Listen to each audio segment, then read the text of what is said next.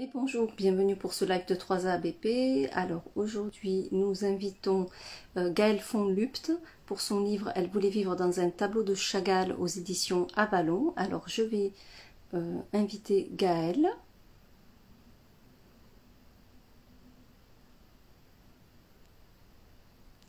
Pourquoi ça ne fonctionne pas?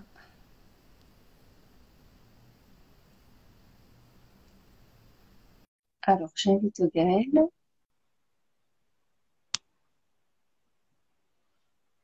Alors Gaëlle, un petit coucou, hop, qui est invitée. On va attendre qu'elle arrive. Bonjour Brigitte, grande fidèle des lives de 3ABP. Merci.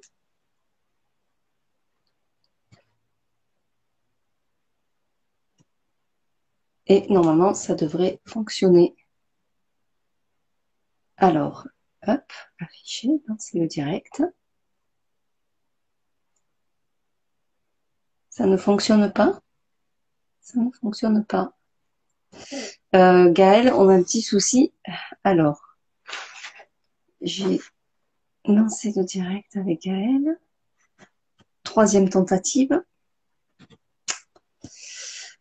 Pourquoi ça ne fonctionne pas? On ne peut pas se joindre. Gaëlle, alors, donc, ok, je refais l'invitation. Est-ce que Gaëlle, j'ai une question, est-ce que c'est avec le téléphone ou avec l'ordinateur? Parce que si c'est avec l'ordinateur, ça y est, ça marche. Ah, vous m'entendez? Oui, bonjour Gaëlle. Bonjour. Vous allez bien? Ça va. Alors, j'avais prévu de caler mon téléphone parce que je ne peux faire que de mon téléphone dans l'autre sens. Donc là, ça va être galère. Bon, Alors, alors, on va prendre un peu de temps, c'est pas... désolée parce que ça ne marche pas depuis l'ordinateur, Instagram. Ne me demandez pas pourquoi. parce que ça ne marche pas. Et du coup, le téléphone, je suis obligée de le mettre en mode vertical. Ben là, c'est très bien, c'est bien cadré, c'est parfait, tout va bien. Merci Gaëlle d'avoir accepté cette invitation pour ce live de 3A ABP. Moi, je suis en tout cas ravie de vous recevoir. Voilà. Donc, alors, je vais vous présenter. Je vois que ça commence à arriver à se connecter. Bonjour Violaine, bonjour Isabelle, bonjour à tous. Alors, Gaëlle, vous êtes née en 1980 à Albertville. Vous êtes diplômée de l'IEP, Institut des études politiques, titulaire d'un master en coopération internationale et diplômée des hautes études en santé publique. Vous avez exercé dans l'humanitaire, dans le secteur hospitalier. Aujourd'hui, vous travaillez au sein d'une juridiction en tant que magistrate. Et donc, Elle voulait vivre dans un tableau de Chagall. Et votre premier roman, qui a été quand même primé finaliste au concours des talents de demain en 2020.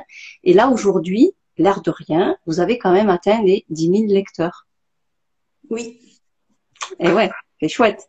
Et vous écrivez également de la poésie. Et si je ne m'abuse, il y a peut-être un recueil qui est en préparation. Ce qui est en finalisation. Oui. En finalisation, ben voilà. On ne sait jamais trop en fait dans les projets d'écriture si c'est en finalisation, si on fignole encore l'écriture.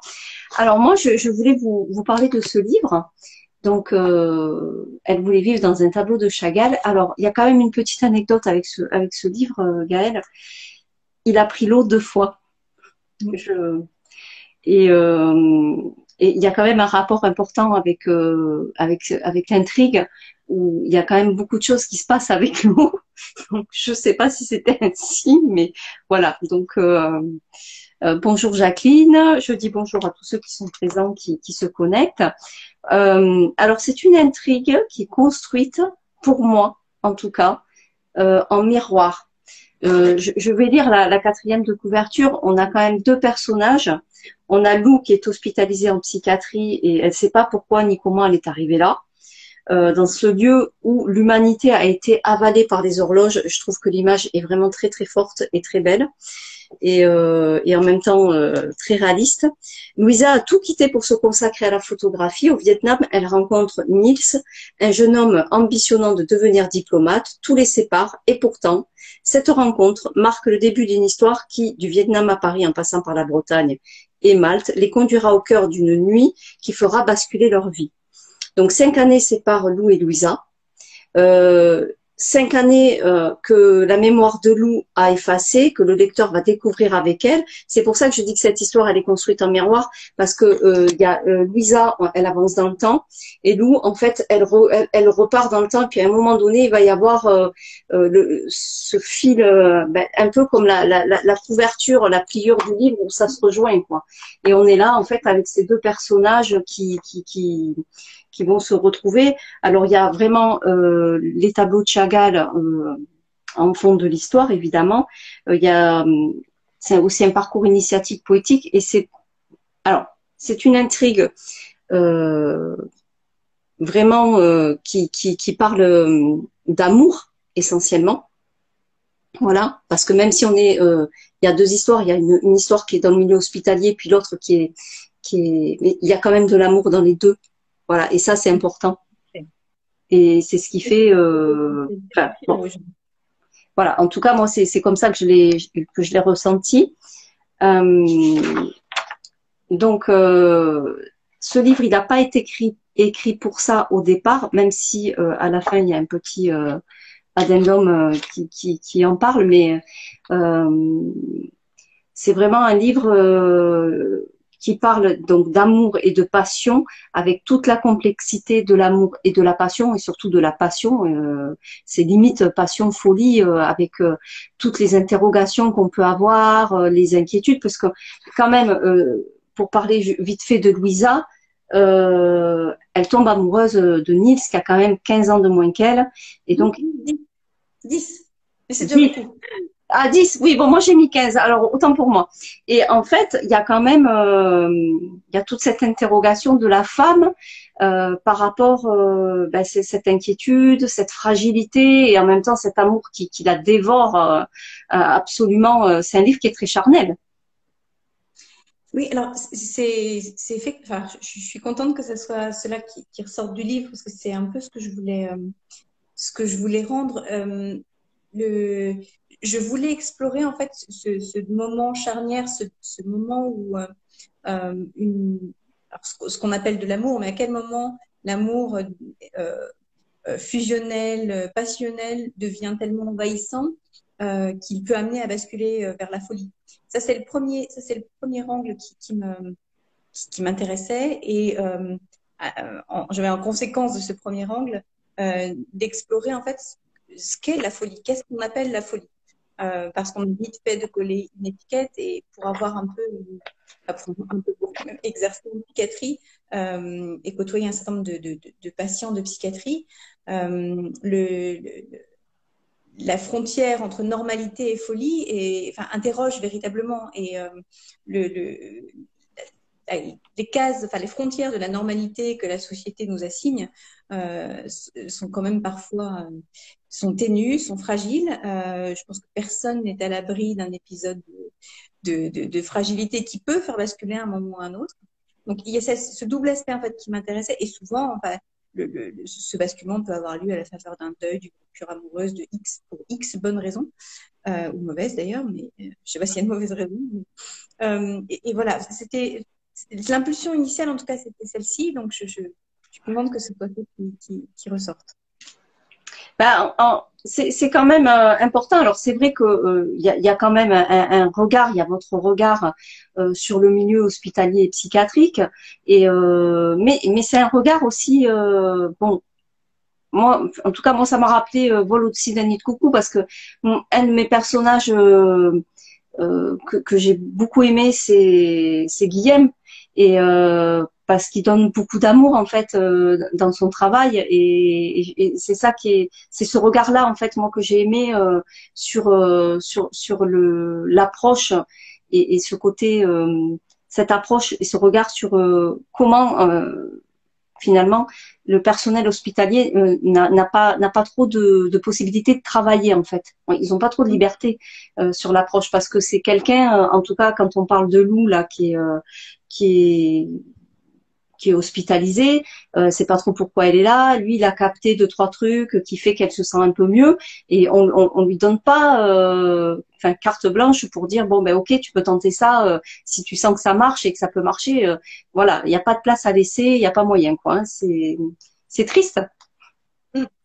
C'est vraiment ce que je voulais ressortir. Alors, c'est pas conscientisé à ce point-là, mais moi, ce que j'ai pu constater en travaillant dans le milieu hospitalier, c'est que la très grande majorité, pour ne pas dire la quasi-totalité des soignants, ont véritablement mettent leur tripes dans leur travail véritablement. Ils s'investissent. Je pense qu'on n'embrasse pas le métier de soignant, d'infirmier, d'aide-soignant, quel qu'il soit, de médecin, sans avoir le souci de l'autre, le souci d'être utile et surtout d'améliorer la condition des patients. Or, ce que j'ai vu est très loin de cette réalité-là. Savoir que les soignants, quand ils commencent leur carrière, sont pleins d'élan, mettent leur cœur dans leur métier et finissent tellement usés par un système qui les surexploite et qui les pressure jusqu'à la moelle, véritablement, qu'on arrive à une forme de retrait pour se protéger, de désinvestissement qui peut mener à une forme de maltraitance institutionnelle. On le voit, on l'a vu en EHPAD récemment avec les scandales européens, mais c'est pas seulement. Hein, j'ai envie de dire, la maltraitance, elle se niche dans tous les petits recoins d'un système où, oui, véritablement, on a enlevé l'humain. L'humain n'est plus au centre du processus. Et ça, c'est vrai. Alors, c'est pas un livre. Ça n'est pas un livre témoignage, c'est Non, vraiment un c'est un roman. livre de témoignage, hein, justement. Alors, ça soulève la question, et c'est ça qui est intéressant, c'est-à-dire que il y a vraiment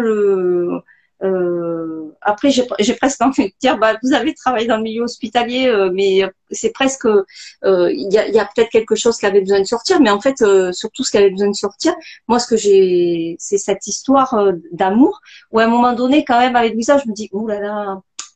Moi, presque, je me suis dit, ça va partir en polar, là.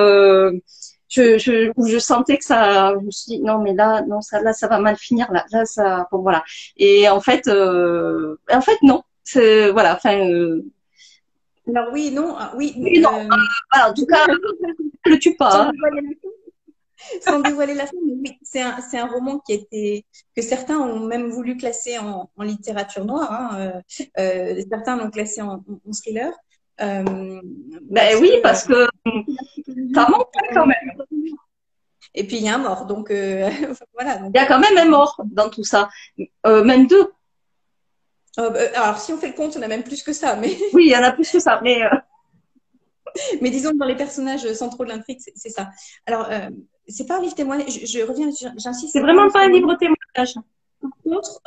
Par contre, et ça, j'y tenais parce que j'ai eu beaucoup de réactions de lecteurs dans les premiers temps, alors, de soignants, de médecins, qui m'ont dit que ça m'a fait plaisir, qui se retrouvaient dans leur pratique et dans ce qui était écrit, et d'autres témoignages de lecteurs qui me disaient ça peut pas se passer comme ça aujourd'hui en psychiatrie, c'est pas possible, c'est too much, vous en avez trop fait, ça donne dans le voilà, c'est exagéré. Et donc, j'ai rajouté un addendum à la fin du livre pour dire que toutes les scènes, et ça, c'est vrai, c'est un roman purement, les personnages sont fictionnels, il n'y a rien de, c'est pas une autobiographie ni un témoignage, mais en revanche, toutes les scènes de psychiatrie sont tirées d'une scène vue, vécue, recensée, et non exagéré. C'est-à-dire que ça se passe vraiment comme ça en psychiatrie encore. Et pour le coup, c'était dans les années 2010, 15. Oui, j'en suis mais complètement consciente et c'est vrai que moi ce qui m'a enfin en tout cas dans le bouquin c'est qu'à chaque fois que Guillaume faisait des propositions à sa chef de service et c'est là où on voit tout le poids de l'administration, le poids des égos, c'est moi qui ai raison, je sais mieux que toi soigner, gna gna gna gna gna, et c'est toujours la camisole chimique qu'on lui met à Lou, alors qu'en fait il y a quand même une place pour l'écriture dans ce livre qui est quand même hyper importante puisque Lou,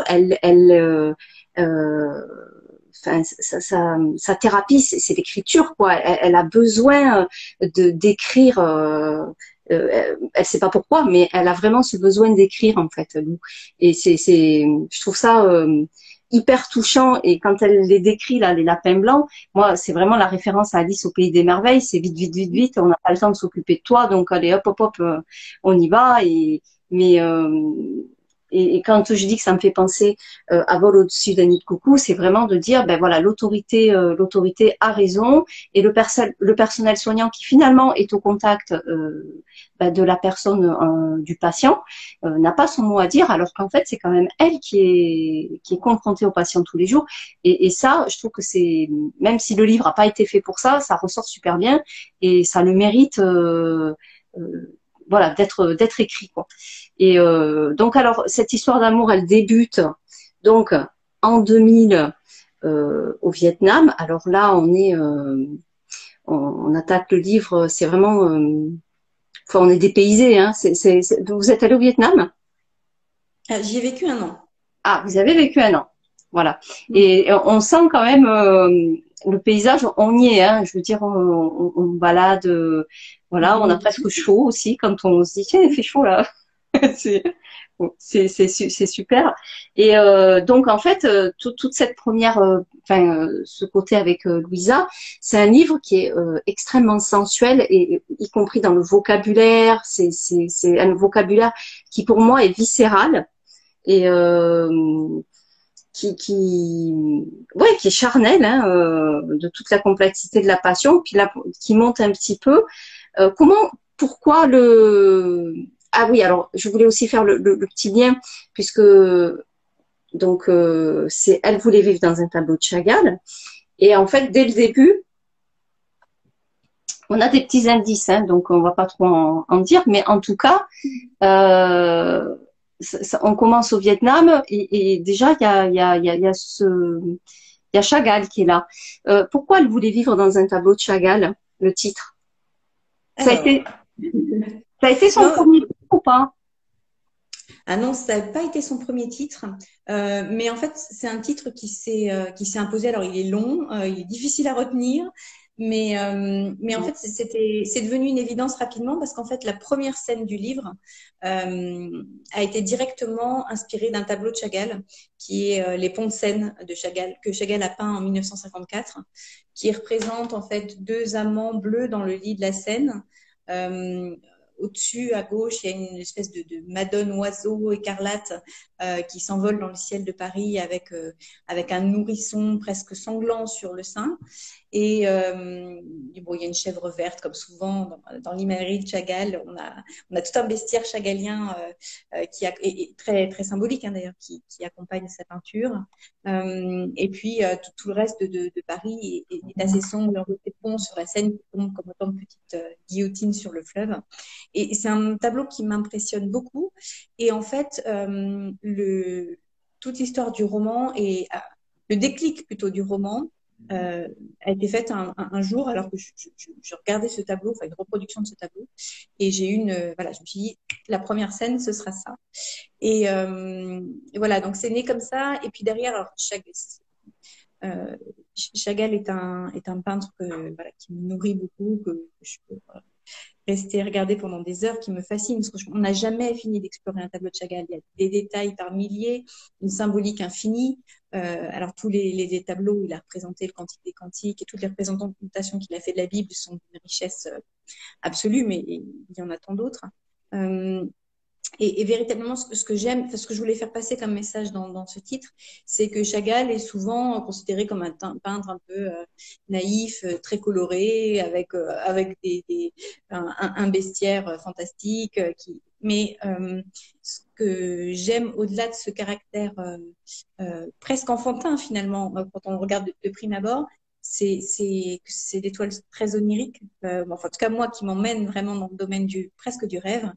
Euh, et, et surtout, il porte en lui la nostalgie de la terre natale, parce que Chagall j'allais dire, à la fois un déraciné, il a vécu à Paris, mais il est né à Vitebsk, et tout dans l'actuel Biélorussie, et toute sa peinture est irriguée par ce souvenir de la terre natale. Et d'ailleurs, il superpose par moments les prestations de Vitesse et de Paris dans ses toiles. Et c'est porté par cette espèce de nostalgie sublimée qui est pour moi un peu oui, cette nostalgie de la perte de l'enfance qui est un peu le fil conducteur aussi du roman. Donc tout ça avait une cohérence. Et Pascal, j'ai envie de dire aussi, il a eu un grand amour et on le retrouve dans tous ses tableaux. Oui, mais là. Et oui. Et là, c'est tellement. Et c'était une véritable passion et donc et ça a été aussi son fil rouge à lui. Donc là, on est vraiment, il y a ce côté aussi qui est important en tout cas. Voilà, c'est un peu comme quand on regarde un tableau de Miro, on se dit ouais pareil, c'est onirique, c'est tout léger, sauf qu'en fait c'est tout est codé en fait. Hein. Il y a un deuxième langage, voire un troisième qui est super puissant. Qui est quand même assez fort en tout cas. Et moi, en tout cas, j'ai beaucoup aimé votre écriture, le rapport aux mots, la richesse. Il y a de la poésie en fait hein, dans l'écriture. Je sais plus. Il y avait un passage que je voulais lire qui était la page 215. Non, 213. Autant pour moi. Alors, j'ai l'impression de me dissoudre dans l'atmosphère à la vitesse de la lumière, d'être incapable de retenir l'éphémère. Une luciole pâlissante dans la lumière croissante de la maturité. Cette pensée, cette fulgurance d'une fin précipitée a toujours été ancrée en moi. Je suis une grenade dégoupillée qui va exploser de façon certaine. Mais quand? Cette certitude d'une explosion imminente me submerge d'une urgence qui me fait vivre plus intensément, aimer plus fort aussi. Alors en fait, c'est vraiment tous les passages introspectifs ont une puissance poétique assez. Quand vous avez écrit le roman, est-ce que parce qu'en fait il y a deux écoles, hein, on écrit, on se lance, soit on fait un plan. Comment vous avez construit le roman? C'est la question. Alors, parce qu'après, pour mettre la puissance poétique derrière, c'est fort. Alors, c'est gentil, mais en fait, oui, il y a vraiment deux écoles, effectivement. Soit on fait un plan très cadré, soit il y a des écrivains qui sont capables de se lancer dans la première ligne et se laisser guider jusqu'à la fin. Alors, comme je vous l'ai dit, hein, moi, il y avait cette impulsion première. J'avais un petit peu enfin, j'avais cette envie à la fois d'explorer cette frontière amour, passion, folie d'un côté, et puis cette volonté de oui, presque, alors pas de témoignage, mais en tout cas de faire sortir un certain nombre de choses qui m'a par rapport au rapport hospitalier. Alors j'avais du mal à emboîter ces deux propos et je voulais en même temps quelque chose qui soit pas linéaire. Je voulais une construction qui soit un peu originale, qui tende un petit peu le lecteur, un peu de suspense et on se demande pourquoi, comment, parce qu'en fait on a deux personnages. Lou d'un côté, Louisa, on ne sait pas quel est le rapport entre les deux. Et l'idée du roman, c'est de comprendre à un moment comment leurs chemins se croisent et pourquoi. Et oui, c'est ça. Et en fait, le déclic est venu finalement assez rapidement. Et de là, je me suis mis à faire j'ai fait un plan très précis, presque, oui, enfin, chapitre par chapitre, puisqu'en fait, le livre est construit où c'est un chapitre sur deux, un chapitre sur Lou, un chapitre sur Louisa. Donc en psychiatrie, pour la vie de Lou. Et dans la vie normale, on commence au Vietnam, qui se poursuit dans divers voyages et pérégrinations pour Louisa. Et donc, il y avait un plan très précis, très sage, très ordonné. Et sauf qu'il y a un moment, les personnages ont... Alors, c'est la question que j'allais poser. Est-ce que les personnages sont devenus les maîtres du jeu? Alors, c'est toujours curieux moi, au début, quand j'entends des écrivains témoigner en disant mon personnage m'a échappé, j'ai mis pour qui celui-là, il est complètement à lui. Et en fait, je pense, mais ça revient au processus d'écriture, c'est que alors, chacun a ses rituels, peut-être qu'on en parlera tout à l'heure. Oui. Moi, c'est vrai que j'ai tendance à enfin, en phase d'écriture de roman, en tout cas pour celui-ci, je m'endormais en pensant à la scène que j'avais envie d'écrire le lendemain, au personnage qui était concerné. Et puis, généralement, je commence vers 3-4 heures du matin et je m'accorde 2 heures où j'écris. Et là, en fait, il y a eu le processus de la nuit qui est passé par là. généralement, entre le moment où on s'endort, on sait, on a un plan à peu près en tête. Et c'est vrai que le produit final ressemble pas du tout à ce qui était prévu C'était initialement. prévu. Je reprends mon cadre du début. Alors, j'ai essayé de respecter une certaine architecture et la fin n'était même pas prévue. C'est-à-dire que j'avais mon cadre, j'avais prévu de finir d'une façon et en fait, la fin actuelle n'est pas du tout la fin qui était prévue initialement. Donc oui, je pense qu'il y a un moment, en tout cas, il y a certains personnages qui m'ont pris que d'autres et pas forcément de manière, enfin, c'est pas forcément bien en matière de littérature d'ailleurs, parce que par moment, il faut savoir aussi se restreindre. J'ai beaucoup coupé à la relecture parce qu'il y avait des passages qui étaient de la digression pure et c'est toujours, je veux dire, c'est typique du défaut du premier roman. Il en reste encore beaucoup dans le livre. Mais oui, les personnages échappent à un moment, c'est-à-dire ils finissent par nous posséder plus qu'on ne les possède. Et en tout cas, ça a été le cas de Lou pour moi. Il y a un moment, voilà, je dis pas que ça s'est réglé en duel, mais il a fallu vraiment que je me batte pour finir, pour l'amener là où je voulais. Et finalement, c'est elle qui a décidé de la fin. Donc, bon, je parais complètement schizophrène en disant ça, mais c'est un peu ça. C'est-à-dire qu'il y a un moment, c'est la magie de l'écriture. Quand ça nous prend, euh, voilà. En tout cas, ce qui s'est passé là. Alors moi je suis pas étonnée parce que effectivement en écriture on peut aller à la rencontre de ces personnages, avoir des vraies discussions à bâton rompu avec eux sans être pour autant schizophrène. Bon c'est vraiment c'est assez particulier. Moi j'ai rencontré des auteurs qui avaient des voilà qui étaient je sais pas, un genre d'auto-hypnose où ils partaient avec leur personnage à discuter, de dire bon ok, voilà, qui veut mourir dans la scène. Non, pas moi, pas moi. Enfin bon voilà, c'est très particulier et et c'est ce qui est génial, c'est que finalement c'est à la fois l'écriture, ce côté catharsis, mais en même temps il faut pas se laisser embarquer par son personnage ou ses personnages où finalement on se dit finalement il me traîne par le bout du nez, mais c'est quand même nous qui décidons et en tant qu'auteur. Et en fait, ce que j'ai remarqué dans le livre, donc c'est qu'au-delà qu'il soit construit en miroir, hein, il y a un moment où elles vont, effectivement, il y a un fil qui va se rejoindre pour voir les personnages envahissent notre vie dans les commentaires. Et là, c'est rigolo. Je vois pas bien sur mon téléphone, mais oui, j'ai vu, c'était tout à fait ça. Hein, on vit avec ces personnages jour, nuit, et ça nous mange. Enfin, moi, j'étais vraiment contente de finir. Hein. Il y a un moment, euh, et ça ils deviennent envahissants. Oui, oui, c'est tout à fait exact.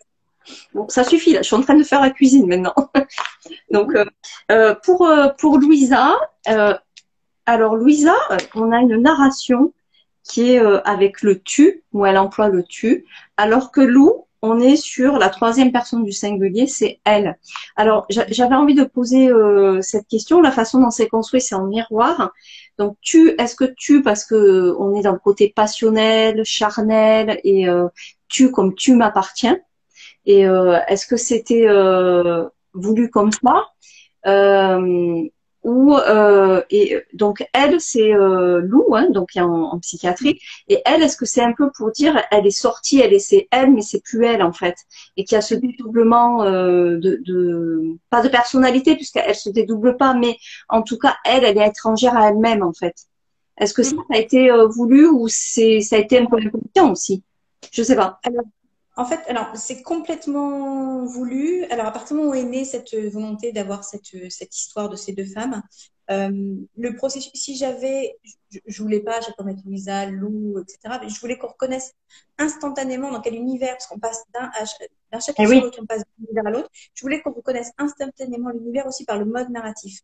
Mais au-delà de ça, en fait, toute l'histoire d'amour et de l'histoire passionnelle, le tu, c'est un peu. Alors, il n'est pas très classique. On le retrouve fréquemment en littérature, mais c'est pas le mode de narration qu'on trouve le plus souvent. Les livres écrits à la seconde personne du singulier sont pas légion. Mais pour autant, là, c'est vraiment, c'est presque comme c'est né, c'est presque comme une correspondance intime en fait. C'est-à-dire que c'est une histoire d'amour qui s'est finie, mais elle lui parle encore. Et en fait, tout le long du livre elle lui parle, il est construit sur l'adresse, en fait, tous ces chapitres-là. C'est le tu, vois, regarde, voilà, elle lui parle encore parce elle en a besoin et elle reconstruit leur histoire en lui parlant à lui. Donc vraiment le tu, c'est presque comme un stalker, hein, vraiment ce mode de narration a été évident dès le début, ça serait le tu. Et pour Lou, j'ai été amenée à écrire des scènes parfois d'une telle violence. Alors on me l'a reproché, on m'a dit c'est quand même très très violent en psychiatrie. Il y en a certains qui ont dû laisser le livre, ils m'ont dit non mais c'est bien mais ça c'est pas pour moi, c'est trop violent. Et du coup le elle, enfin la troisième personne du singulier, je l'ai choisi parce qu'il permet une forme de distanciation. Alors c'est à la fois la distanciation de Lou par rapport à elle-même et au système qui l'entoure parce qu'elle est effectivement alors, elle n'est pas dissociée, elle est pas complètement dissociée, mais malgré tout, c'est aussi pour montrer effectivement la distanciation, l'espèce de vitre hein, qu'il y a Oui, entre elle et le monde. Parce que c'est ça, elle vit d'ailleurs, elle dit comme ça, elle vit derrière une vitre, à ce moment-là, que ce soit la vitre, le hublot de la chambre ou que ce soit dans son rapport au monde, on voit bien qu'il y a quelque chose qui s'est brisé. Et donc le elle, c'était aussi une manière à la fois de mettre le lecteur à distance, de le protéger un peu de certaines. Parce que le tu est très immersif pour le coup. Le je, le tu, enfin, c'est des modalités de lecture très immersives. Et le elle, c'était vraiment pour distancier. Et puis ça permettait aussi de distinguer tout de suite, dès qu'on ouvrait le les deux. livre, de savoir où on se retrouvait et de qui on parlait et pourquoi. Et à un moment, effectivement, ces modalités convergent à la toute fin. En- en- donc, alors le lieu, il y a plusieurs lieux d'action. Est-ce que ça c'était voulu dès le départ du livre ou est-ce que ça s'est imposé au fur et à mesure parce que on passe, on est au Vietnam, en Bretagne, on voyage beaucoup quand même. Hein. Il y a le Mont Saint-Michel, il y a Paris, il y a l'île de Malte, il y a même une petite référence à la Sicile. Donc, est-ce que tout ça c'était vraiment prévu ou ça s'est imposé au fil de l'écriture? Alors, alors c'est venu au fil de l'écriture, mais il y avait quand même malgré tout ce souhait parce que tous les passages, tous les chapitres en psychiatrie, donc un chapitre sur deux, sont à huis clos total quand même. Ah oui, oui, oui, c'est ça. Enfin, c'est étouffant, c'est entre quatre murs, Il y une a, ou deux il pièces. y a une scène en plein air, Il y a une ou deux, deux hein, ou trois scènes en plein air, mais bon, c'est vraiment, c'est pas de top en plein air, circonstance en plein air, mais malgré tout très oppressante. très Elle oppressante, continue. ouais, c'est vrai. Donc, c'est quand même un huis clos avec des personnages toujours les mêmes, peu de personnages Ouais. et toujours cette atmosphère enfermée. Donc, l'idée, c'était aussi de faire une respiration au lecteur et en même temps de le faire voyager un peu, rêver, je ne sais pas, mais en tout cas, de lui apporter une respiration un chapitre sur deux en lui faisant. Et puis, j'aime beaucoup, alors, je ne fais pas de nature writing, comme on dit maintenant pour être à la mode d'écriture d'écriture de nature, mais par contre, ce rapport, oui, ancrer un homme dans un décor, dans un paysage, dans une terre, pour moi, ça conditionne les états d'esprit du moment et c'est vraiment, en tout cas, j'aime vous disiez tout à l'heure que c'était un livre charnel. En tout cas, pour moi, tout passe effectivement par le corps et par le rapport par le rapport au monde. Camus disait la façon d'être au monde, mais c'est vraiment ça.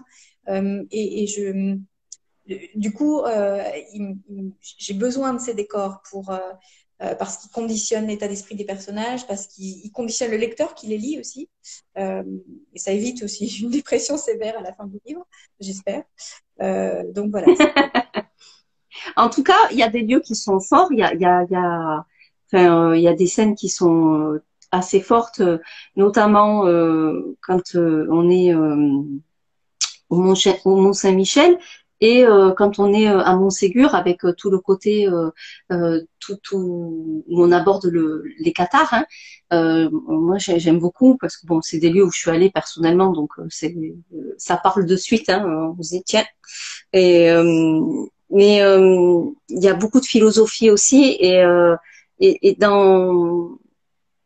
dans chaque lieu, il y a une visite et ce que j'ai remarqué, c'est que dans chaque lieu, il y a soit un moment clé avec de la musique ou avec un tableau. Voilà. Et avec notamment, donc on a l'opéra de Butterfly.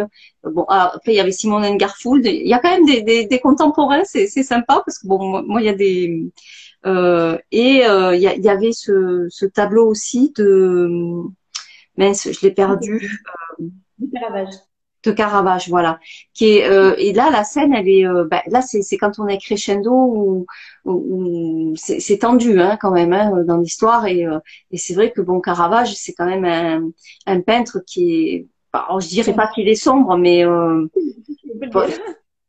c'est un peu sombre hein, voilà quoi. Donc par rapport Oui, oui, mais c'est là, alors on me l'a parfois un peu reproché, mais je l'assume complètement. C'est pas, j'ai jamais eu la tentation d'avoir une écriture ou un livre érudit entre guillemets, mais en même temps, alors c'est le défaut d'un premier roman, mais on met ce qu'on est, on met ce qui nous inspire, ce qui nous porte. oui. Et c'est vrai, alors, mais ça s'est pas fait consciemment en fait.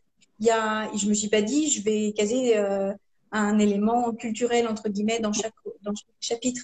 En fait, euh, pour moi, c'est un élément qui rentre en résonance et qui est venu naturellement parce qu'il est,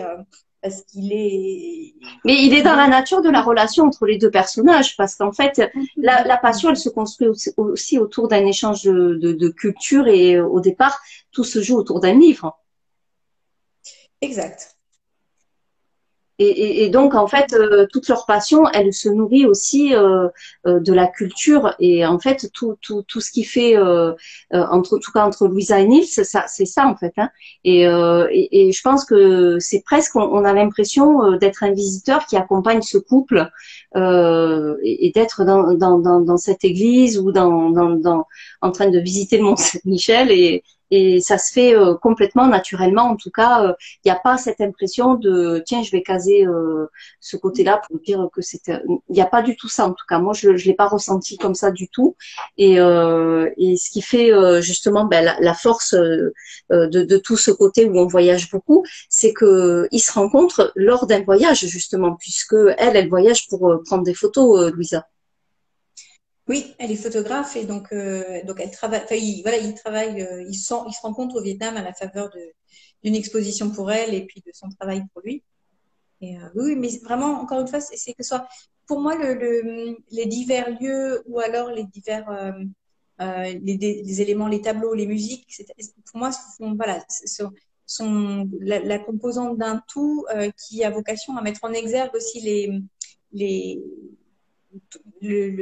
à la fois l'état d'esprit des personnages et puis de montrer la façon dont ils interagissent avec les éléments qui les entourent et avec ces tableaux.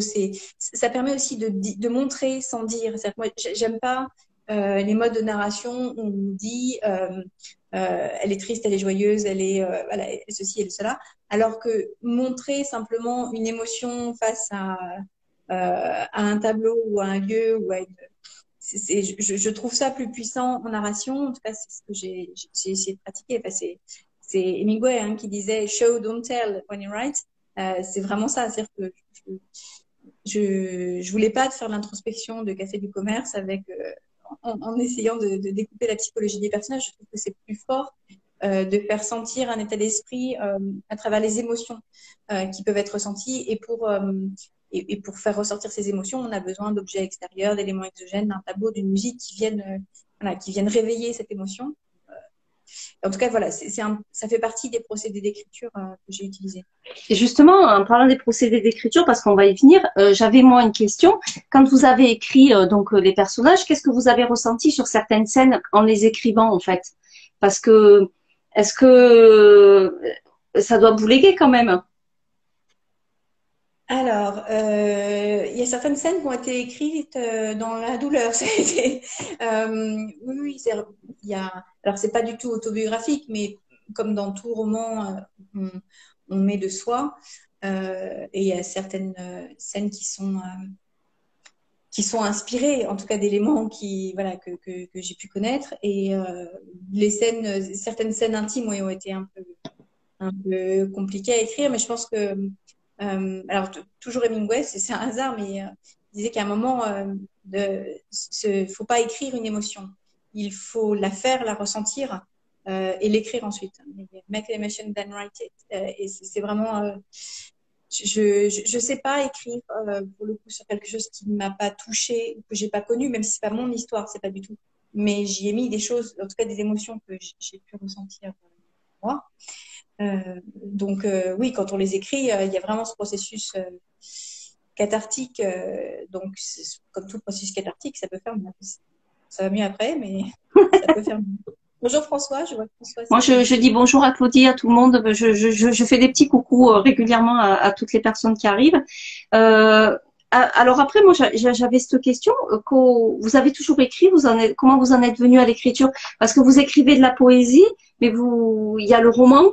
Qui est arrivé en premier, la poésie, l'écriture du roman? Alors, ni l'un ni l'autre, en fait, j'ai commencé assez petite, mais j'ai envie de dire presque par besoin, oui, presque vital. Enfin, euh, quand j'avais une dizaine d'années, et ça a commencé, j'ai envie de dire, assez classiquement, hein, comme tout, par des journaux intimes, des carnets, et voilà, qui ont ensuite nourri des nouvelles, un peu des bribes de romans, le premier roman qui est resté dans un carton, des deux premiers romans qui sont restés dans un carton. Et la poésie est arrivée, oui, vers 12-13 ans, donc à peu près dans la foulée. Puis il y a des moments où voilà, c'est plus ou moins intense. Et puis, mais il n'y a pas eu d'ordre en fait. Vraiment, ça a été les carnets, le roman, la poésie, j'ai envie de dire par intermittence. Et puis là, depuis que j'ai fini ce roman, depuis qu'il a été publié en fait, on en parlait à un moment. C'est vraiment un processus. Je pense qu'on a hâte de finir d'écrire un roman. Et après, enfin, moi, ça m'a fait ça, mais à un point euh, qui m'a inquiétée. C'est-à-dire que j'étais complètement vide, sèche après l'avoir écrit. Et en fait, je me suis rendu compte que c'était le cas de beaucoup d'auteurs, d'être complètement asséché après un roman, et a fortiori après un premier roman. Pour moi, c'était similaire à un sentiment de baby blues. En fait, c'était vraiment ça. Et en fait, dans la foulée, c'est la poésie qui est revenue au galop, et voilà, d'où le recueil en ce moment, parce que c'est venu dans la foulée. Il fallait que ça sorte autrement. C'est-à-dire ce qui était asséché au point de vue romanesque, euh, voilà, c'est passé par un autre vecteur d'écriture, mais c'est pas décidé ni voulu, voilà, ça c'est fait comme ça. Ça s'est fait comme ça. Et donc, est-ce que vous aviez déjà, là j'ai entendu, vous aviez déjà écrit quelque chose qui est dans un placard. Il est toujours dans le placard? Ah oui, et il va y rester. D'accord. Et ça fait quoi en fait de savoir qu'il est là, enfermé quelque part? Est-ce que c'est quelque chose c'est comme quelque part un trésor de soi finalement? Oui, mais il faut avoir l'humilité et savoir s'abstenir d'infliger au monde des choses qui sont mauvaises en l'occurrence. Déjà celui-ci, bon. Mais non, non, non, voilà, il y a des choses qui relèvent du, du carnet intime. Et alors pour le coup, le premier qui est dans les cartons avait vraiment accumulé vraiment tous les défauts du premier roman. Et non, non, il faut savoir. Ben, en même temps, quelque part, c'est chouette parce que ça vous a permis justement de faire ce roman. Donc, elle voulait vivre dans un tableau de Chagall. Et pour la première de couverture, j'avais une question. Euh, bon, j'imagine que c'est par rapport aux droits d'auteur qu'il n'y a pas de tableau de Chagall. Alors oui, alors, la raison, l'éditeur vous répondrait que oui. Parce qu'il y a quand même une symbolique. Hein. Il y a des petits lapins blancs là, ici. Il y a la petite horloge là. Oui. Et en fait, effectivement, c'est un tableau du Caravage. Mais alors, c'est pas pour rien. On m'a dit plusieurs fois, on m'a dit, mais cette écrivaine n'a absolument aucune culture. Elle parle d'un tableau de Chagall et elle met un tableau du Caravage. Alors, c'est le Saint-Jean-Baptiste au Bélier du Caravage. Euh, c'est pas pour rien. C'est-à-dire qu'il y a une scène qui, pour moi, est une scène charnière du livre, dont vous parliez tout à l'heure d'ailleurs. Oui. Euh, on n'est pas loin de la page on est dans la page 213, hein, Ouais, on n'est pas loin de la page 213, tout à fait. C'est pour ça. exactement là. Et c'est un moment de bascule, un moment charnière dans la relation, et où elle assimile pas l'amour-passion, son amoureux au Saint-Jean-Baptiste.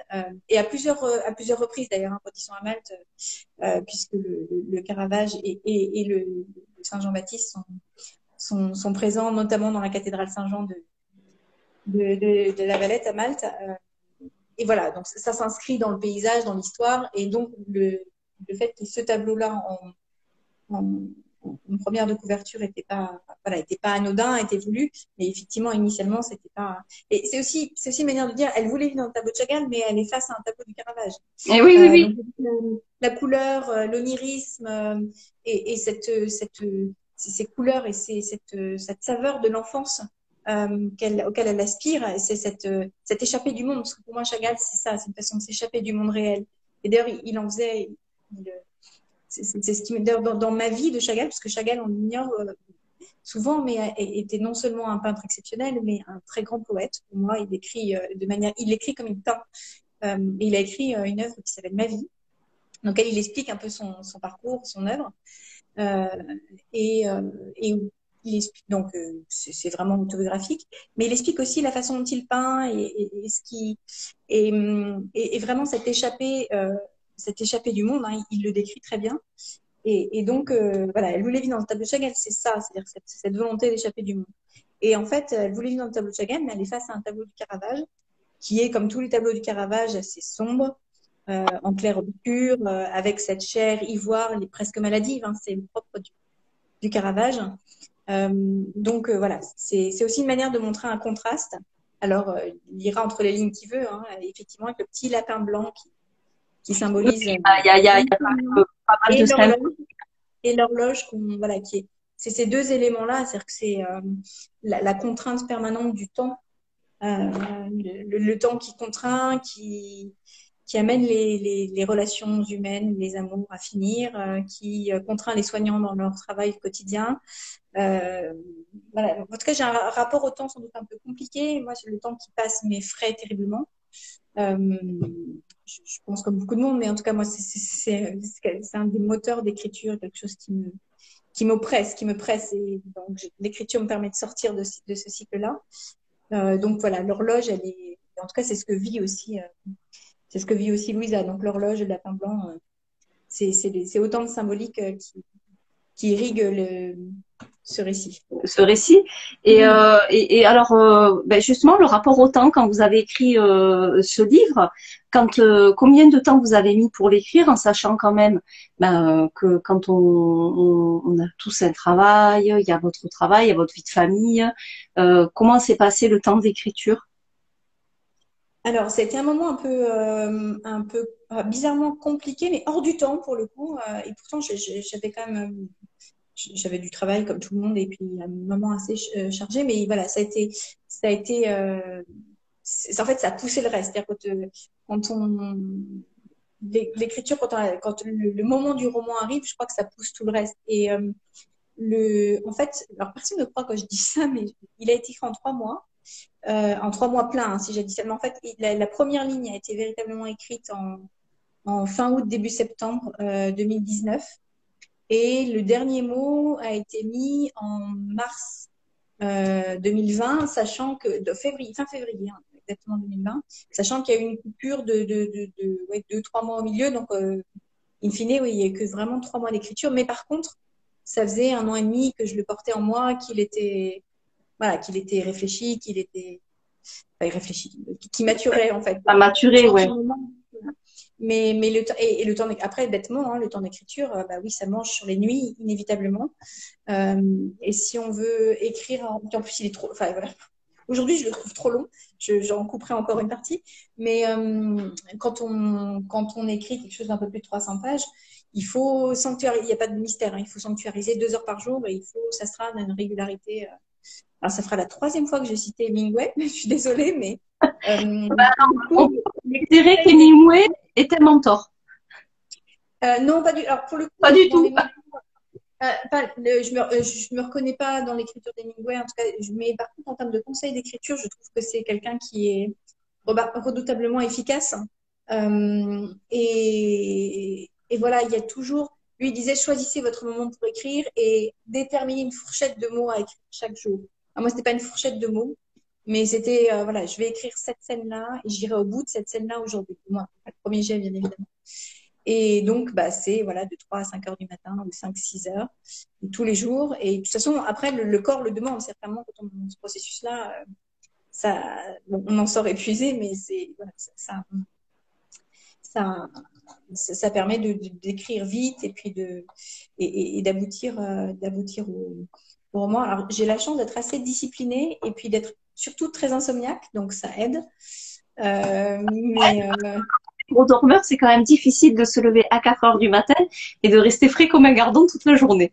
Mais effectivement, je suis admirative. Hein, non, non, non, mais je pense qu'il y a un moment. Alors après, on dort beaucoup hein, pour récupérer, mais je pense qu'à un moment, ça nous réveille. Enfin, moi, je sais que je n'ai pas mis de réveil pendant tout ce temps-là. Hein. C'est-à-dire que je me réveillais naturellement à 3h30, 4 heures du matin. Ça me sortait du lit parce qu'il fallait que ça sorte, en fait. C'est vraiment ça. Et, euh, et je pense que voilà, tout ce moment de feu de l'écriture, les moments de bouillonnement du creuset, je pense que tout le monde le connaît quand on écrit. Alors le pire, ça c'est le moment magique, c'est le moment chouette de la création pure. Et après, quand on laisse reposer et qu'on revient, donc là, c'était mars 2020, fin du premier jet, il était soumis au concours. Puis après, voilà, quand j'ai décidé de le faire publier chez un éditeur, bah, il a fallu retravailler. Je l'ai repris. Et là, on ouvre et on se dit, oh là là, quel travail encore à faire. Et, et voilà, donc là, il y a cette deuxième phase beaucoup moins gratifiante, beaucoup plus laborieuse, où là, il faut y aller au ciseau, à et la ça sac. s'est passé comment? Ça n'a pas été un crève-cœur parce qu'il y a le risque de tomber amoureux de sa première version. Ah non. Alors ça, surtout moi, ça m'arrive jamais ça. Non, pas tomber amoureux. Moi, j'ai aucun problème à. Moi, j'y vais à la serpe généralement. C'est même le contraire, c'est que j'essaie de m'empêcher de pas tout détruire parce que les chapitres entiers que je trouvais tellement mauvais que je les mettais à la poubelle. Donc, Ah oui. donc, donc non, non, mais je pense que mais c'est valable dans toute forme de création. Il y a un moment quand on a un peu de recul avec, avec le premier moment, c'est-à-dire l'émotion primitive, j'ai envie de dire, on regarde ça avec un œil beaucoup plus froid, désincarné, et là, un œil presque clinique, c'est-à-dire qu'en disant, bon, là, ça peut pas rester en l'état. C'est-à-dire quand on regarde ça en disant, voilà, c'est censé être de la littérature, bah, il faut que ça en soit. Et donc, bah, faut passer ça au rabot. Donc, mais c'est un moment nécessaire, je pense. Euh, on peut parler donc d'accouchement quand on finit un livre. Ah oui, bah, je le disais tout à l'heure, hein, pour moi, ça a été vraiment des bibliothèques. Oui, oui, oui, tout à fait. Ouais. Les derniers chapitres, ça se passe comment? Là, on se dit, faut y aller, quoi. Il y a pas ce truc de dire, bon, là, il faut que je finisse. Alors, comme j'avais ce plan initial, voilà, je savais à peu près, un ou deux chapitres près, que c'était le moment de finir. Mais j'ai eu la première version hein, qui a été soumise au concours, d'ailleurs, n'avait pas la fin de la version qui est publiée chez Avalon. Ah oui. Et cette fin, bah, voilà, ça s'est, oui, elle s'est imposée assez naturellement. Alors, je n'avais pas voilà, ni le décor, ni le lieu. Puis finalement, voilà, à la faveur d'un, d'un, d'une visite, d'un déplacement. Et je me suis dit, voilà, ça se terminera là et comme ça. Et généralement, ça se fait. Non, ça s'est fait assez. La fin s'est faite assez naturellement. Alors après, le, voilà, c'est très compliqué. J'ai essayé de jamais tomber dans le cliché, parce qu'on est quand même sur un roman qui implique un personnage féminin, un personnage masculin. Je voulais à tout prix, on l'a qualifié de romance, mais moi je voulais échapper à tout prix à l'étiquette romance parce que ça n'en est pas une. Enfin, c'est une romance au sens, dans ce cas-là, ancien du terme, ou dans le sens qu'elle implique une relation entre un homme et une femme. Et oui, Moi, toute l'intrigue. personnellement, je le classerais pas dans une romance. Je dirais une fiction contemporaine un peu limite dark, hein, parce que c'est quand même, il y a quand même des épisodes qui sont sombres hein, sur le livre. On est limite pas sur le thriller, mais enfin, non, enfin, pour moi, c'est pas de la romance. Hein. Et voilà, en tout cas, je voulais échapper et donc je voulais pas une fin romance, surtout pas. Je voulais pas. Et la première fin était très très très noire, plus que là. On voit déjà qu'elle est Ah pas, oui, d'accord. mais je voulais une lueur d'espoir. Donc du coup, je l'ai amendé. Alors même si c'est à la marge, il y a un élément comme déterminant. Enfin, il y a une révélation à la fin dans la dernière page en fait. Je ne suis au courant de rien. voilà, il faut pas le dire, parce que sinon ça casse tout le reste. Mais voilà, c'était la lueur d'espoir je voulais apporter dans cet univers C'est un peu. l'éditeur qui a demandé ça ou c'est vous qui avez volontairement? Non, non, non, non, l'éditeur m'a laissé carte blanche là-dessus, mais voilà, je me suis rendu compte euh, que la fin me convenait plus et qu'il fallait quelque chose de plus, voilà, nuancer un peu plus. Les échelles de gris sont généralement plus puissantes. Donc voilà, donc clair-obscur façon Caravage, c'était mieux qu'une toile, qu'un monochrome noir, je trouvais. Voilà. Même si on aime beaucoup les monochromes de Soulage, mais moi, enfin, personnellement, c'est quelqu'un que j'adore. Euh, quand quand vous avez fait vos personnages, créé vos personnages, ils se sont imposés à vous. Certains ont pu vous mener par le bout du nez, en tout cas Lou. Mais est-ce que vous avez travaillé sur des fiches personnages avec un historique, un passif, des vraies fiches personnages, hein, c'est-à-dire qu'on prend la carte d'identité, né-le, 1m80 ou 1m75. Alors, le risque, c'est effectivement, faut que le personnage ait une constance et qu'il n'y ait aucun détail qui cloche. C'est-à-dire que quand il est. Donc, oui, au départ, j'avais commencé à faire, bah, c'est des techniques hein, classiques hein, qu'on enseigne en atelier d'écriture. Faites une fiche personnage avec leur lieu de naissance, leur histoire, leur background, les traumatismes d'enfance, leur Ouais. profession. Voilà, enfin, le classique de l'atelier d'écriture.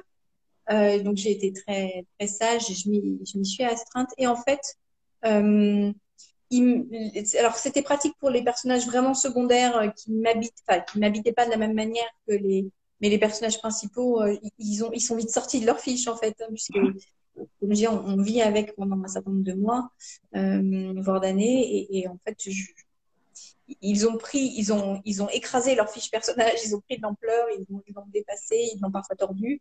Ils sont passés en Euh, 3D. c'est ça. Donc, je pense que c'est pas. Mais oui, oui, par contre, en termes de pure technique d'écriture, je pense que c'est bien de le faire au départ, hein. Parce que ne serait-ce que ça oblige à réfléchir à un certain nombre d'éléments qui vont venir conditionner la vie du personnage. C'est-à-dire que ça revient à écrire la vie de chaque personnage séparément, indépendamment du roman. Euh, et après, d'en faire complètement abstraction. C'est-à-dire que on l'intègre en données premières euh, et ensuite de savoir en faire abstraction pour pas que le remettre dans le roman de manière plaquée. Et il faut qu'au contraire, ça vienne. Voilà, si un tel personnage a vécu tel traumatisme d'enfance, on va pas dire qu'il a vécu tel traumatisme d'enfance, on va essayer de le faire comprendre par divers éléments. Voilà, donc ça permet d'être plus subtil dans l'écriture du roman dès lors qu'on les a digérés et que ça devient quelque chose qui est ancré en fait dans le processus Dans le d'écriture. processus d'écriture. Et justement, dans le processus d'écriture, est-ce que vous pensez qu'un écrivain doit être un grand lecteur? Alors pour moi, ce sera peut-être une mauvaise réponse, mais pour moi c'est une condition indispensable. Je ne conçois pas qu'on puisse écrire sans lire beaucoup, beaucoup, mais pour moi c'est nécessaire mais pas suffisant. C'est-à-dire qu'on peut être un très grand lecteur sans être un bon écrivain. Alors après, le danger, c'est quand on lit beaucoup, beaucoup, beaucoup. En tout cas, je pensais être une grande lectrice, mais c'est que cette littérature nous écrase ou nous conditionne. Et je pense qu'à un moment, il faut savoir Enfin, moi, je fais partie de ceux qui ont écrit un moment hein, sur les épaules des autres, mais comme on disait, c'est la Bruyère qui disait tout a été écrit, il en vient trop tard. Donc, il y a un moment, faut pas non plus que ça nous décourage d'écrire. Enfin, moi, je sais que quand je relis certains monstres, enfin Dostoïevski, je lis pas Dostoïevski avant de me lancer dans un processus d'écriture, sinon j'écris pas. Parce C'est sûr. que ça fait partie. Enfin voilà, comment écrire après ça. Enfin, voilà, donc je pense qu'à un moment, il faut lire beaucoup. Enfin, c'est vraiment ma réponse personnelle. Je pense qu'il faut lire beaucoup, mais il faut savoir s'arrêter de lire quand on écrit. Je pense dire que moi, quand toute la phase de rédaction du roman, je n'ai pas lu une ligne pendant que j'étais en phase d'écriture. Je lisais de la poésie, je lisais autre chose, je lisais des essais, mais en tout cas, je ne lisais pas de romans. Et parce que sinon, oui, ça. En tout cas, moi, je sais que ça m'écrase. C'est-à-dire qu'à un moment, j'ai une posture, c'est même plus de l'humilité à ce là, c'est voilà, ça sert Ouais. pour écrire, voilà, voilà. Mais je crois que ça fait ça un peu à tout le monde, c'est-à-dire que c'est quelque chose de complètement stérilisant en fait, d'écrire, de lire des grands. Alors après, je pense que faut avoir l'humilité de reconnaître que quand on débute dans l'écriture, on marche forcément dans les pas des maîtres. Moi, voilà, je sais que quand j'écris, j'ai dans, dans ma mémoire, dans mes coups de cœur, dans mes lectures adolescentes, adultes, des voix qui me parlent. Donc, il y a Camus, Albert Cohen, Yourcenar, Flaubert, le temps qui viennent. Mais, mais je pense que voilà, il faut savoir s'arrêter effectivement au Oui, moment ce du que dit, début. ce que disent les internautes qui nous regardent, c'est que ça brouille le cerveau, c'est qu'effectivement, faut pas lire quand on écrit parce que, bon, effectivement, la lecture nous nourrit et c'est à partir de cette nourriture-là que nous, on va transformer, qu'on va s'approprier et à partir de là, on va partir sur notre propre, on est un peu alchimiste, hein, finalement. C'est exactement ça. C'est-à-dire que la matière première, elle est là. Elle est dans le vécu d'abord. En premier lieu, la matière première est dans le vécu, mais je pense que, alors, il y a peut-être des êtres exceptionnels qui arrivent à écrire des merveilles sans avoir lu une ligne avant. Personnellement, j'en connais pas. En tout cas, moi, j'en suis incapable et voilà, je reconnais humblement que j'ai eu besoin et j'ai besoin de cette nourriture intellectuelle, littéraire, ce bagage-là pour écrire. Euh, et c'est comme un écho. Alors, un moment, chaque début de chapitre, Oui, comment je voulais en je parler. définis. Ah, pardon. Non, non, mais c'est Bon, très bien, ça a point nommé, hein. et en Voilà. fait, voilà, chaque début de chapitre commence avec une citation. Alors, on m'a dit, voilà, ça fait. C'était pas du tout pour faire pédant ou instruit, érudit ou quoi que ce soit. En fait, c'était vraiment des citations alors, qui sont tirées bah, il y a du Jack London, il y a du Pascal, il y a du Camus, bien évidemment, il y a du Hanou, il y a du Bret Sandrars, il y a du Éluard, évidemment, Aragon, enfin, que Il des. y a énormément il y a Dostoïevski, j'ai vu. En fait, est-ce que tous les auteurs, Voilà, il y a du Marc Chagall, et il y a du. est-ce que ce sont est-ce que ce sont les auteurs qui vous portent, qui vous nourrissent en écriture? Parce que Alors, ça c'est à porte la fois. l'histoire aussi, hein. Oui, c'est à la fois les auteurs qui me nourrissent en écriture. Je pense qu'il faut avoir savoir rendre à César ce qui est à César. Donc, c'est une forme d'hommage, mais en tout cas, en aucun cas, j'ai essayé de me béquiller avec d'autres auteurs ou de m'inscrire dans. Mais c'est vraiment ces citations ont été choisies parce qu'elles entraient en résonance avec chaque scène. Et C'est-à-dire que oui, c'est chaque ça. citation vraiment a vocation, quand on la reprend, à donner un éclairage à la scène qui est peut-être subliminal ou qui n'a pas été écrit. Parce que j'ai essayé de faire en sorte qu'on puisse lire entre les lignes, en fait, et que tout ne soit pas évident. C'est-à-dire que si, ça suppose une lecture attentive, malgré tout, parce que j'ai des lecteurs qui m'ont dit, j'ai pas tout à fait compris ça, etc. Et je dis, mais regardez, puisque vous avez un indice, telle et telle page, je dis, ah oui, effectivement. Et en fait, il contribue aussi aux indices du livre, en fait, ces Tout citations-là. à fait. Ça porte le livre. Et je pense que c'est même un livre qu'il faut relire deux fois. La première fois, on le lit où on va découvrir en fait l'histoire. Mais je pense que si on moi j'ai relu des passages bah, pour préparer notre rencontre et j'ai encore une autre lecture avec une autre symbolique, avec plein de symboliques où j'ai noté bon plein de pages. Donc on va pas pouvoir parler de tout aujourd'hui, mais effectivement.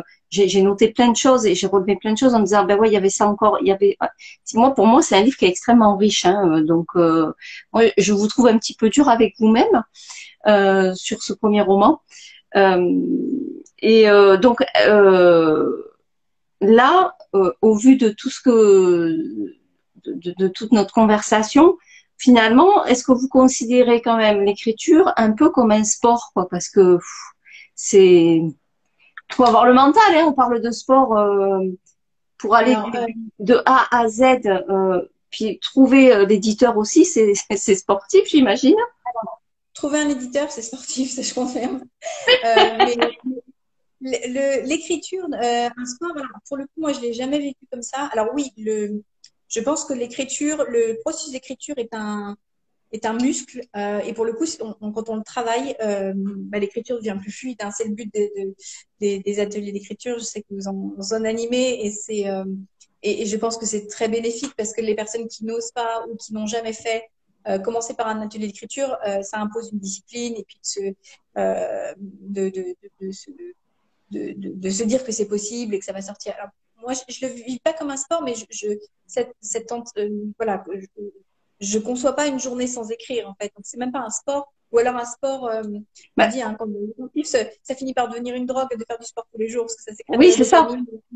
C'est toute la, c'est moi ce que je veux dire, c'est quand on dit un sport, c'est toute la discipline qui va avec. Un sport sans discipline, ça devient enfin c'est un loisir.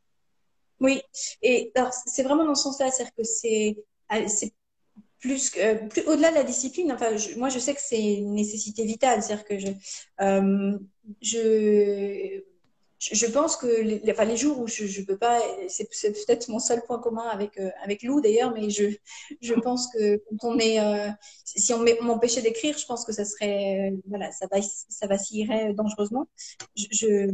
C'est Rainer Maria Rilke qui disait, demandez-vous si mourriez-vous s'il vous était défendu d'écrire. Il interrogeait la condition de poète, etc. dans ses livres. Je crois que c'est dans Lettre à un jeune poète. Mais en tout cas, moi, c'est ce que je vis. C'est-à-dire que même si c'est très mauvais, même si c'est 3 lignes, il n'y a pas une journée qui se passe sans écrire. Euh, alors, quand on écrit un roman, c'est pas 3 lignes, hein, c'est 4-5 pages par jour minimum. Mais, euh, mais par contre, oui, ça fait partie de l'hygiène de vie, au même titre que se laver les dents.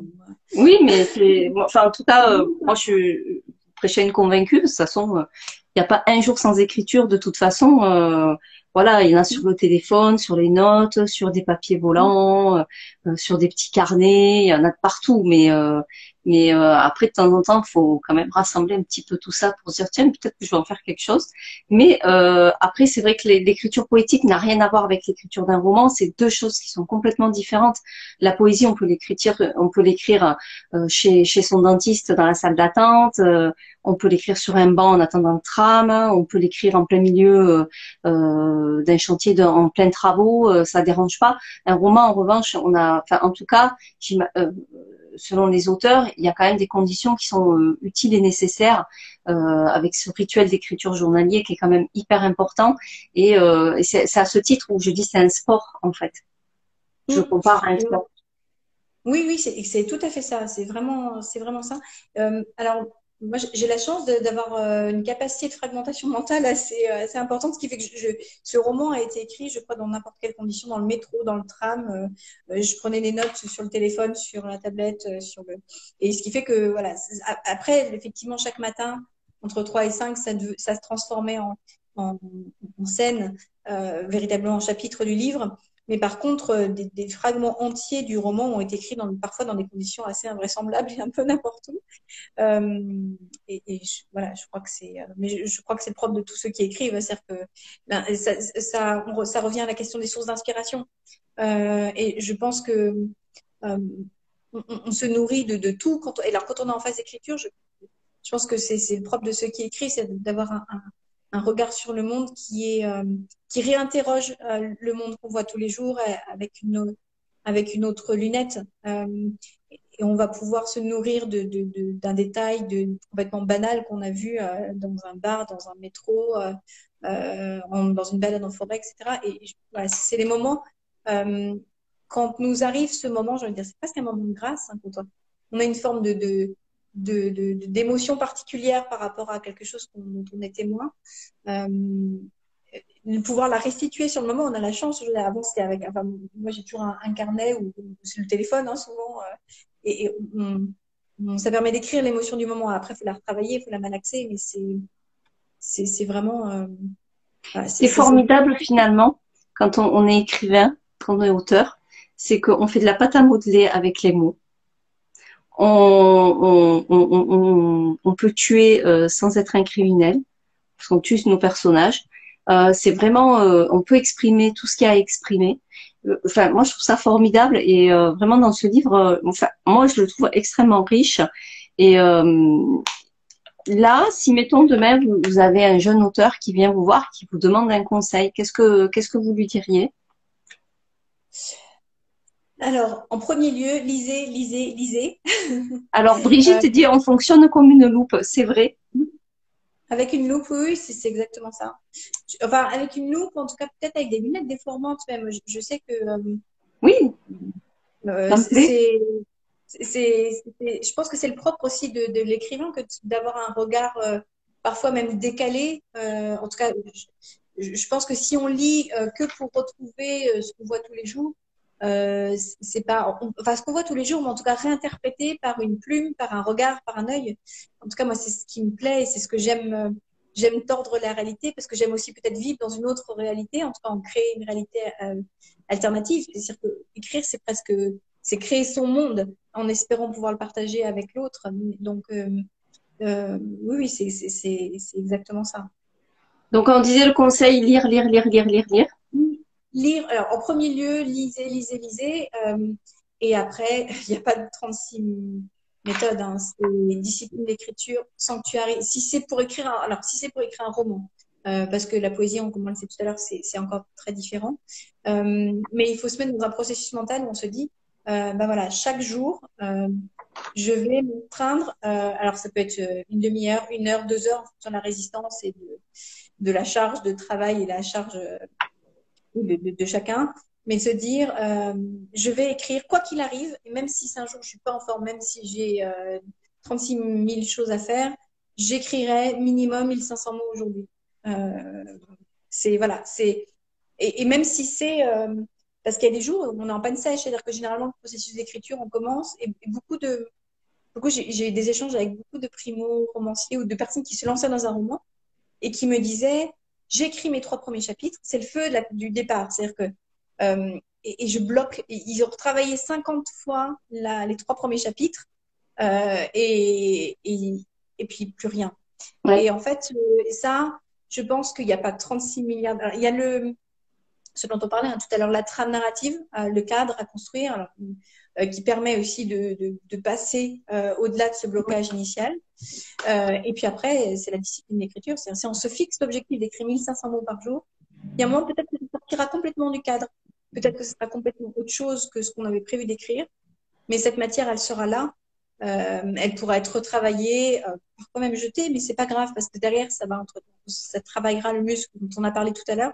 Et puis ça pourra ressortir dans une autre partie du roman où ça va venir On en jette beaucoup retravailler. en écriture, hein, de toute façon, il faut le savoir. Hein. Ah oui, mais en tout cas, il faut accepter de jeter. Je crois que dans le livre, là, il y a 40% qui sont passés à la poubelle. Donc, initialement, voilà, il était, j'ai dû écrire, oui, pas 500 ou 600 pages, il en fait 308.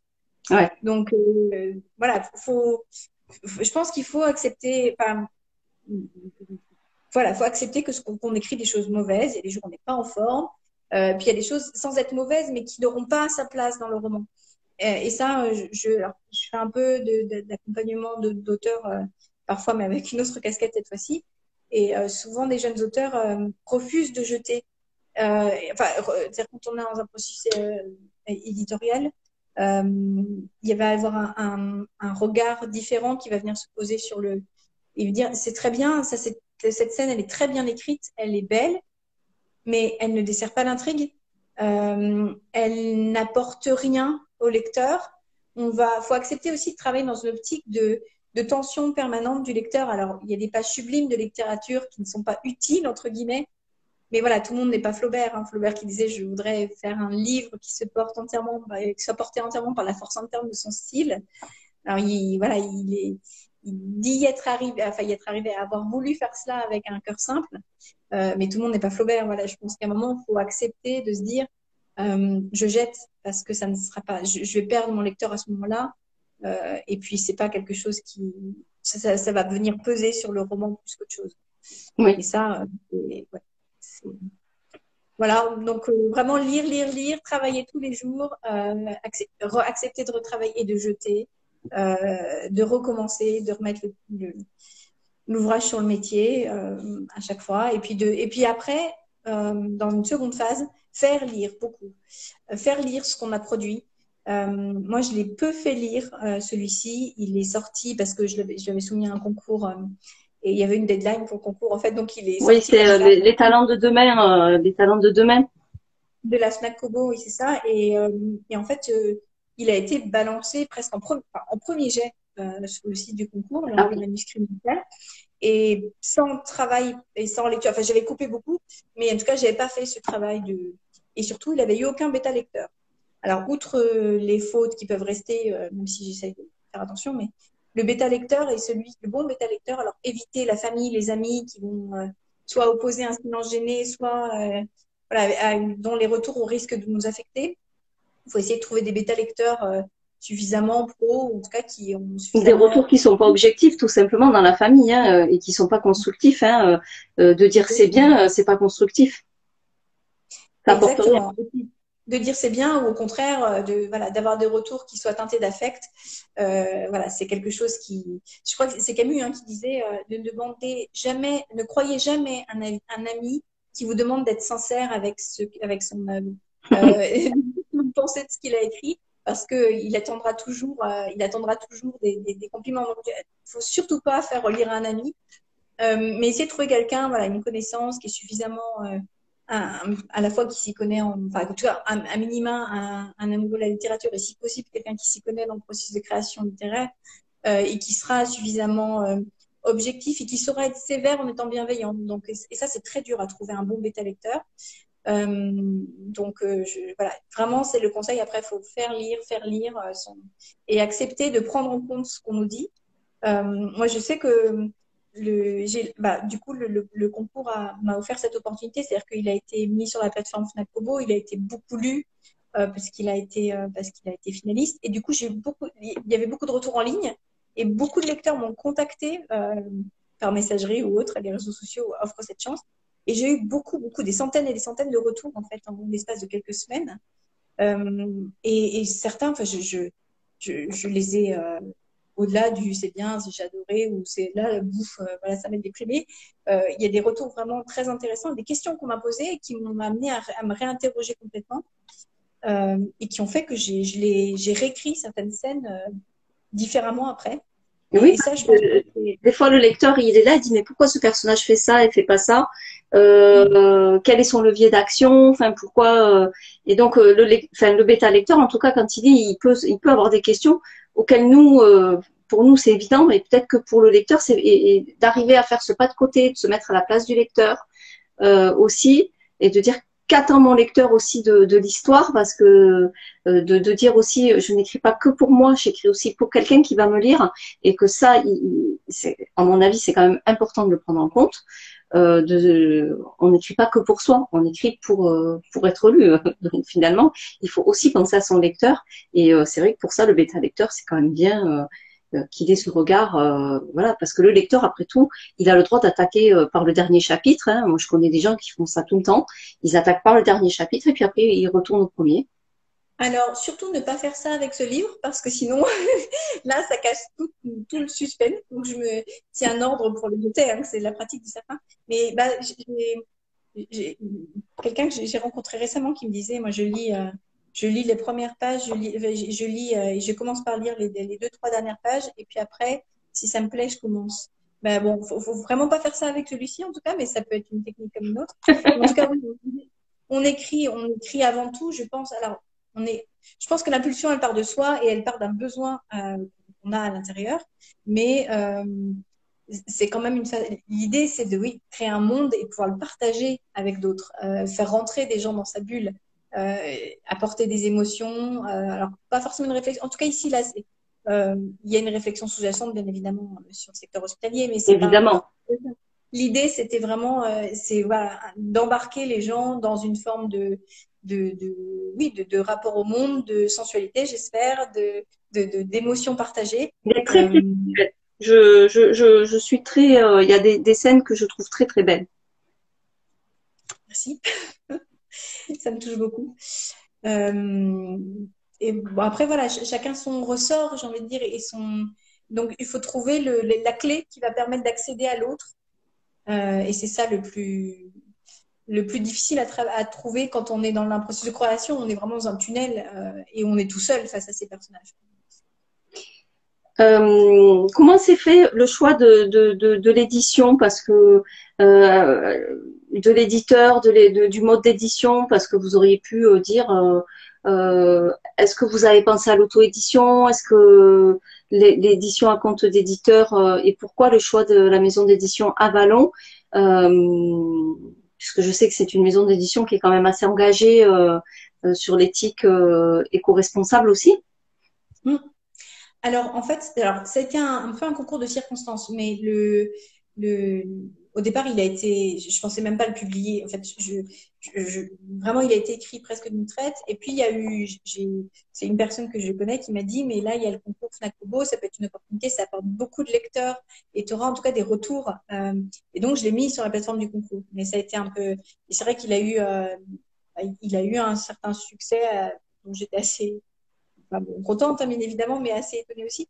Et après, l'idée de la publication, j'ai envie de dire, la véritable publication par un éditeur, s'est posée. Auto-édition, je ne l'envisageais pas, je l'aurais retiré, je pense, de la plateforme. Et puis, du coup, les éditions d'Avalon, en fait, c'est une maison d'édition associative à but non lucratif qui fédère des auteurs euh, et qui a vocation, comment dire, l'idée c'est de réinventer un petit peu la chaîne du livre et de remettre les auteurs au centre de cette chaîne du livre. Faire en sorte que les auteurs puissent gagner leur vie avec la plume, si possible, en tout cas être mieux rémunérés, diminuer au maximum les intermédiaires, diminuer au maximum les impressions inutiles, parce qu'aujourd'hui, comme le grand drame de la chaîne du livre, c'est une machine à fabriquer à broyer de l'encre, du papier. C'est des livres qui vont au pilon au bout d'un an. Et c'est vraiment ce que voulaient éviter les éditions d'Avalon. Ça permet de maintenir les livres au catalogue sur la durée longue. Moi, je m'étais dit, de toute façon, il va y avoir 3 lecteurs pour ce livre. Donc, autant trouver une maison d'édition où il sera mis longtemps au catalogue. Comme ça, si ça reste 10 ans, il y aura peut-être 30 lecteurs qui vont le trouver. Non, au-delà de la plaisanterie, enfin, il y avait un peu de ça d'ailleurs, mais c'était vraiment de s'inscrire dans un circuit qui était, oui, non marchand, non lucratif, qui permettait le partage sur le temps long plutôt que dans une. Et puis aussi, tout simplement, de manière pragmatique, sur les grandes maisons d'édition, on était en pleine période de confinement. Certaines maisons d'édition avaient fermé leur centre de réception de manuscrits parce qu'ils débordaient, croulaient sous les manuscrits. Donc, j'ai dû l'envoyer à 2-3 maisons d'édition, même je me suis même pas acharnée. Et voilà, les choses sont faites naturellement avec cet éditeur-là, qui est une maison d'édition participative, c'est-à-dire que les auteurs s'impliquent. Donc, je suis impliquée dans la maison d'édition au même titre même que certains autres auteurs qui y publient. Et c'est vraiment voilà, qui est basé sur le. Donc, c'est une maison d'édition à compte d'éditeur, hein, donc l'auteur.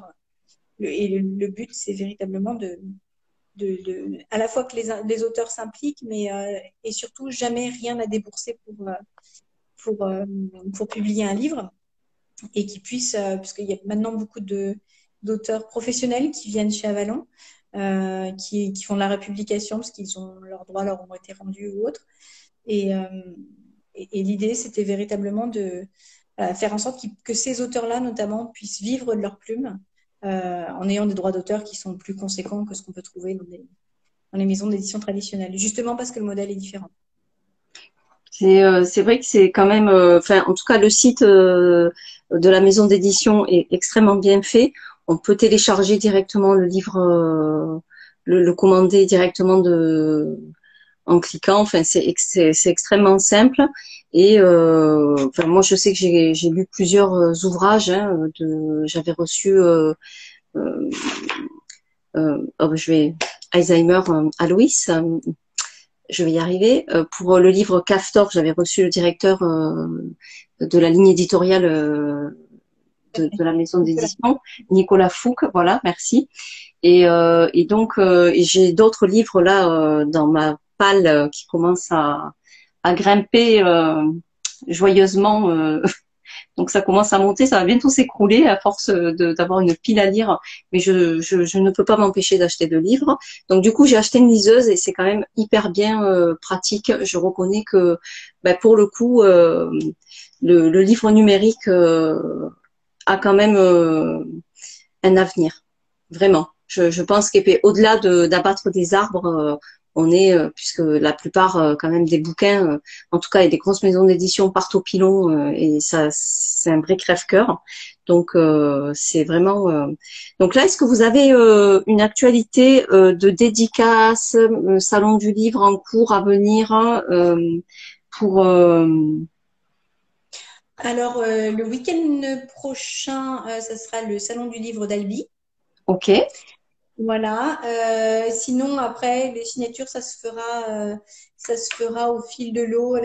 J'ai pas les dates en tête, mais je les communiquerai sur mes pages de réseaux sociaux. Et puis sinon, après, ça reprendra à la rentrée. Et puis après, là, je vais surtout me concentrer sur la finalisation de mon recueil de poésie. Alors, est-ce qu'on a le titre ou c'est encore Est en cours et sous le boisseau. Et donc, non, non, pour l'instant, c'est work in progress. et work in progress et la maison on connaît la maison d'édition ou c'est secret encore? Pour l'instant, voilà, je ne communique pas là-dessus. D'accord. Donc en tout cas, je pense qu'on a abordé vraiment le livre dans toute sa globalité. On a vraiment parlé du processus d'écriture et ça, c'est quelque chose qui me tient beaucoup à cœur sur ces lives, puisque pour les jeunes auteurs qui débutent, c'est super d'avoir des retours d'expérience d'auteurs confirmés. Et en tout cas, un grand merci Gaëlle d'avoir accepté ce live d'auteur. Merci infiniment à vous, puis merci à ceux qui ont eu la patience de nous écouter pendant tout ce temps. Alors, c'est un plaisir de partager sur le processus d'écriture. C'est toujours enrichissant de pouvoir partager avec d'autres. Moi, j'ai beaucoup appris en écoutant d'autres personnes qui écrivaient. Je pense qu'on se nourrit chacun des conseils d'écriture des uns des autres. C'est vrai. Merci infiniment de m'avoir donné cette opportunité. Et je voulais dire que donc le live sera visible en replay pour ceux qui n'ont pas pu le regarder sur la chaîne YouTube de 3ABP, puisque du coup j'ai fait une chaîne YouTube, ou sur les vidéos d'Instagram. Voilà. Donc on peut le voir en replay. Voilà. Merci beaucoup Gaëlle. À très bientôt. J'espère au détour d'un salon et au plaisir. Avec plaisir. Merci à tous. À bientôt. Merci à tous d'avoir été présents.